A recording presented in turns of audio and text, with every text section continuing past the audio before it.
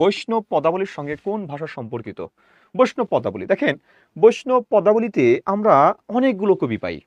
মুসলিম কবি আছে, অমুসলিম কবি আছে, অনেক কবি আছে।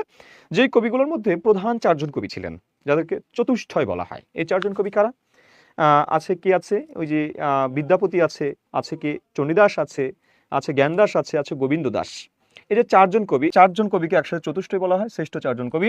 একজন হচ্ছে চৈতন্যদেব না, একজন হচ্ছেন বিদ্যাপতি। বিদ্যাপতি বিদ্যাপতি ছিলেন কি ব্রজবুলি ভাষার লেখক, ব্রজবুলি।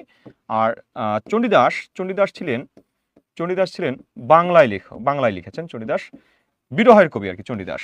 সখী আমারই দুঃখের নাহি হর, এ ভরা বাদর মাহ ভাদর, শূন্য মন্দির মোর। মানে বলছে কি সখী এ ভরা বাদর, মানে ভরা বাদর মাস, হ্যাঁ, বাদলের দিন, হ্যাঁ, বাদলের দিন, বাদলের দিন, এদিকে বৃষ্টি হচ্ছে, ভরা বাদর, আর এদিকে আমার ঘর শূন্য, মানে আমার ঘরে আমি একা, মানে আমার প্রিয়সী বা আমার মনের মানুষ আমার ঘরে নেই। এটা তার বিরহ, রাধার যে বিরহ, এই বিরহের তিনি হচ্ছেন শ্রেষ্ঠ লেখক, ঠিক আছেন, এই চণ্ডীদাস। বলছে সই কেমনে ধরিব হিয়া, আমারই বধুয়া আন বাড়ি যায় আমার আঙ্গিনা দিয়া। সইকে বলছে সই আমি আমার হিয়া কেমনে ধরবো, চোখের পানি কেমনে আটকে থাকবো, কারণ কি আমার যে প্রেমিক কৃষ্ণ সে আমার বাড়ির আঙ্গিনা দিয়ে চলে যাচ্ছে, আমাদেরকে তাকাচ্ছেও না। বেদনা, বিরহ, ঠিক আছে।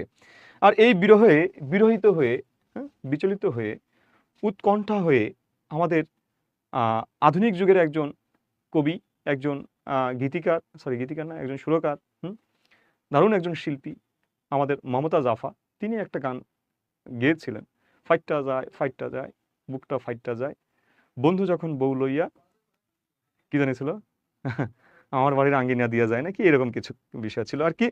তো দেখেন আসলে ফাইটটা যায়, ফেটে যাক, যাই হোক না কেন, বাড়ি দুঃখের নাহি অর, এভরা বাদর মাহ ভাদর, শূন্য মন্দির মোর। সরি, এটা হচ্ছে বিদ্যাপতির রচনা, ঠিক আছে, এটা হচ্ছে ব্রজবুলি ভাষায় লেখা হয়েছে, হ্যাঁ, এটা বিদ্যাপতির লেখা, সরি আমার মিস্টেক।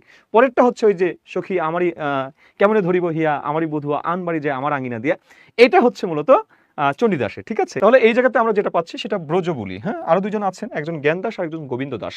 হ্যাঁ, দুজনের ভাব শিষ্য, ঠিক আছে, তারাও লিখেছেন। আচ্ছা,